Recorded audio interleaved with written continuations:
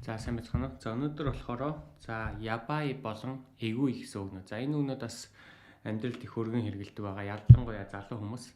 За тэгээд сурагчдын дээр бол гарч ирдэггүй үгнүүд. За тэгээд ябай гэдэг нь юу гэсэн үг юм гэхээр үгнийх нь үүсэл нь бол юу юм? Аюултай гэсэн утгатай байхгүй юу? За тэгээд сүүлийн үед болохоор залуучууд ер нь бол за баг бүх юм дээр ябай гэж хэлдэг болсон. За сайн зүйл дээр хэлнэ, мууч зүйл дээр хэлнэ. За ямар нэг зүйлийг гоё байна гэж хэлэх юм бол ябай дэснэ гэдэг ч юм уу тий. За үнэхээр ямар нэг аюултай байдалд орсон ч гэсэн ябай дэснэ.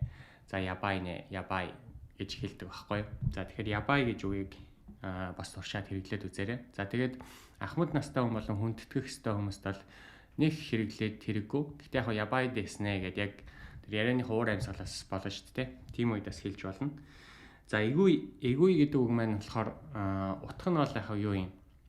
Тийм хүчтэй амттай зүйлээс анх игүми гэдэг үг нь бол тийм нөгөө үгнийх нь үүсэл нь бол тийм утгатай. Тэгээд сүүлийн үед бас ерөнхийдөө ябай гэдэг үгтэй айгу адилхан хэрэглэгддэг болсон. Ямар нэг зүйл хэрэг сэтэрсэн байх одоо монголоор бол аймар гэдэг ч юм уу тийм утгаар хэрэглэдэг байхгүй юу?